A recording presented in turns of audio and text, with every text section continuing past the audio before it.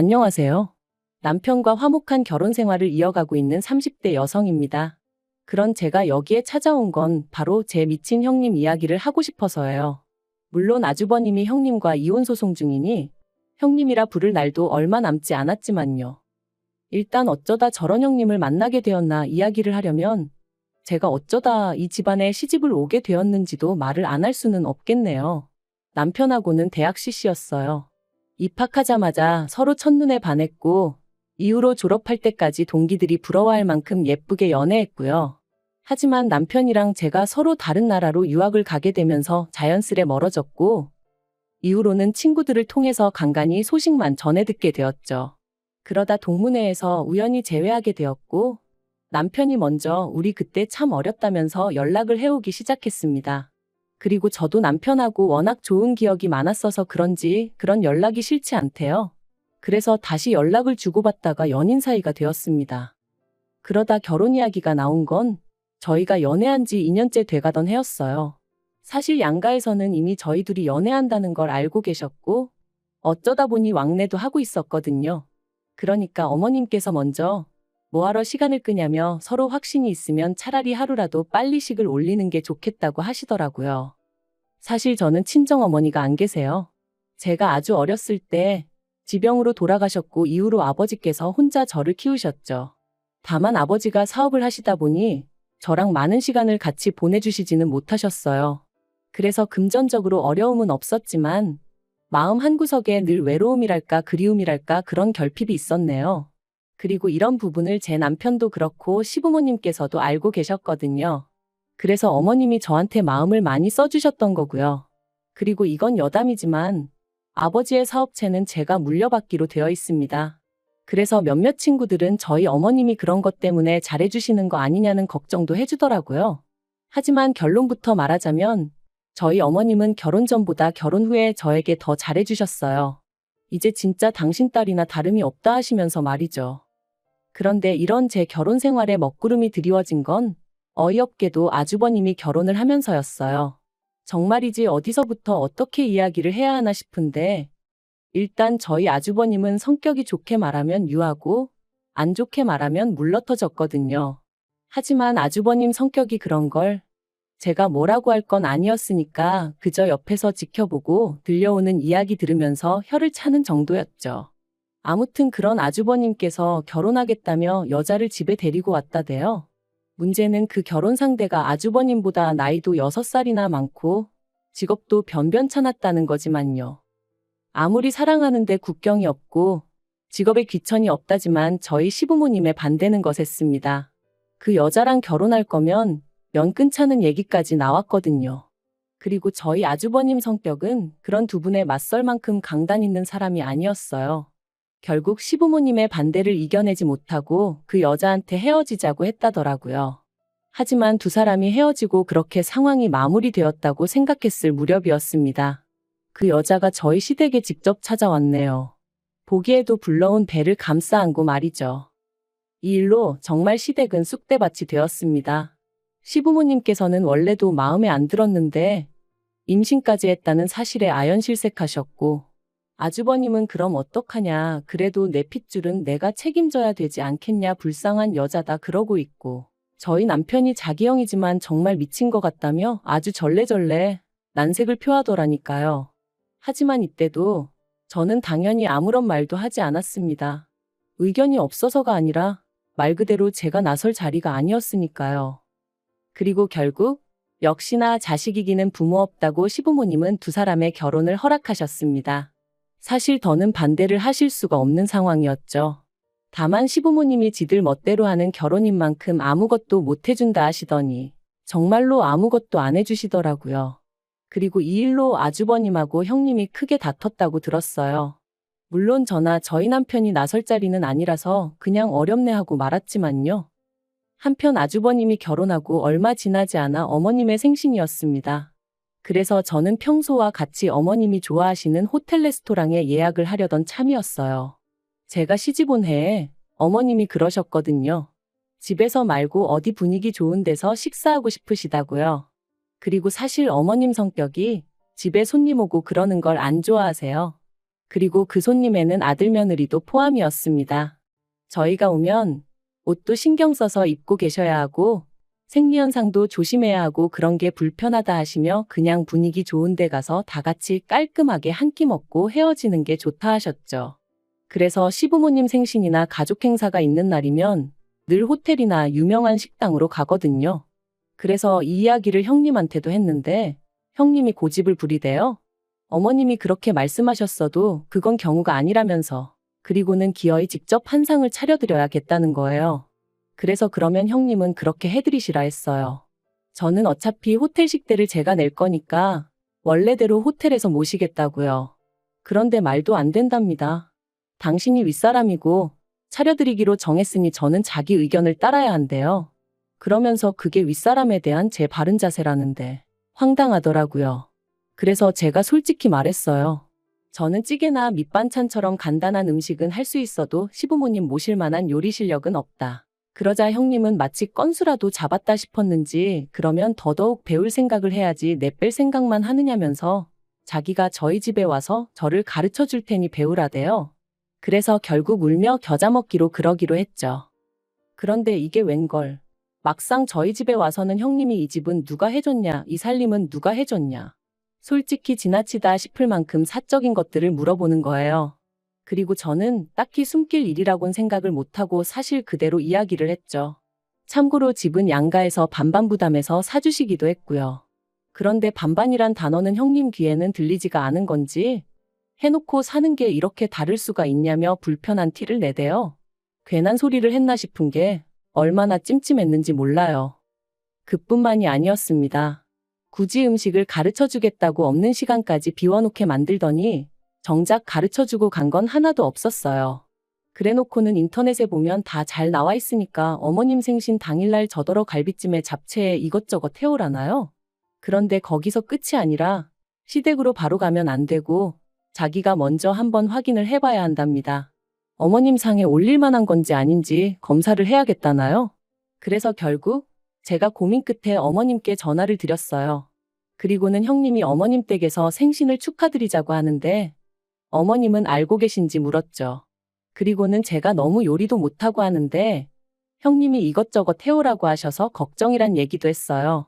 그랬더니 어머님께서 대번에 왜 당신 의견도 묻지 않고 그런 계획을 세우느냐며 싫다고 하시대요. 그리고는 전처럼 호텔에서 먹자셔서 결국 그러기로 했어요. 그리고 어머님 생신 당일 결국 전과 마찬가지로 호텔 레스토랑에서 모였습니다. 모두가 화기애애한 분위기 속에 형님만 안색이 좋지 않았죠. 그리고 그런 모습을 보고 있자니 솔직히 좀 찜찜하긴 했어요. 하지만 제가 형님 기분을 맞춰줘야 하는 건 아니잖아요. 아무튼 식사를 마치고 디저트를 기다리면서 어머님한테 생신 축하드린다는 인사와 함께 준비했던 선물을 드렸습니다. 어머님이 예전에 제 핸드백 보고 너무 예쁘다고 하셨던 게 기억이 나서 같은 브랜드에서 좀 더 어른들이 편하게 드실 수 있는 걸로 샀거든요. 명품이니까 조금 비쌌고요. 하지만 제 기준에 무리 없는 선이었고 제가 해드리고 싶어서 산 거였으니 크게 문제될 건 없었어요. 무엇보다 어머님이 제 선물을 꺼내보시고는 너무 좋아하셔서 그것만으로도 소위 돈 쓴 보람이 있다 싶었죠. 그런데 그때 형님이 저더러 잠깐 나와보라는 거예요. 이 분위기, 이 타이밍에 싶었지만 당장 제가 안 간다고 하면 분위기가 더 안 좋아질 것 같아서 양해를 구하고 형님을 따라 나갔습니다. 형님이 저를 화장실로 데리고 가서는 지금 뭐 하자는 거냐고 따지더군요. 그래서 제가 뭐가 문제냐니까 자기가 그때 분명히 선물은 20만 원 안에서 살 거라고 했던 거 기억 안 나냐는 거예요. 그래서 기억하고 있다고. 하지만 그건 형님이 그러신다는 거였지 저랑은 상관없는 이야기 아니냐 했습니다.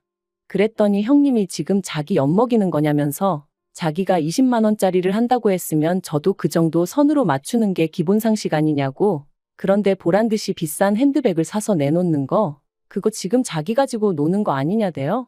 이게 그 말로만 듣던 자격지심인가 싶은 게 황당하기 짝이 없더라고요. 그래서 무슨 오해가 있으신가 본데 저는 형님을 곤란하게 만들 생각은 쥐꼬리만큼도 없었다 했습니다.